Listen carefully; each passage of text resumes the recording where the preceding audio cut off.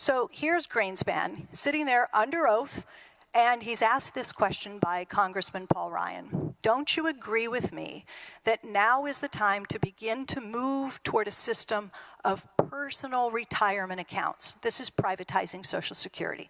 Now is the time to begin to transition to a system of personal retirement accounts, because we all know Social Security is going broke and we can't afford to make good on promises. Okay, that's what Ryan asked Greenspan.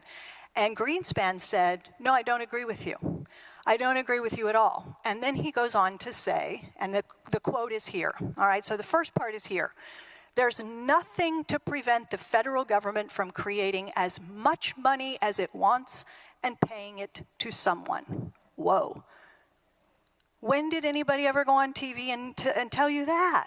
Right? There's nothing to prevent the federal government from creating as much money as it wants to and paying it to someone. So he has completely taken the affordability question off the table. We don't have to ask whether we can make good on promises to future retirees, their dependents, and the disabled. We can. We can make good on every promise in perpetuity. Nothing to stop us from doing that. Then he goes on to make the really important point that we should be having an entire national debate around.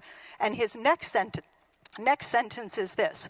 The question is, how do you set up a system which assures that the real assets are created, which those benefits are employed to purchase? What does that mean? So Greenspan's point is, how do you set up a system which assures that the real assets, the stuff, is created so that when those benefit payments go out to future retirees, their dependents, and the disabled, they can do what?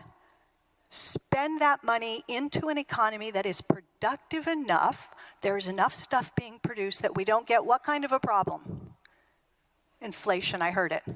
Because if the economy is not productive enough 5 years, 10 years, 20 years, 30 years from now, and the checks go out, then we're all going to be competing for a smaller and smaller quantity of actual stuff, and we're going to create an inflation problem.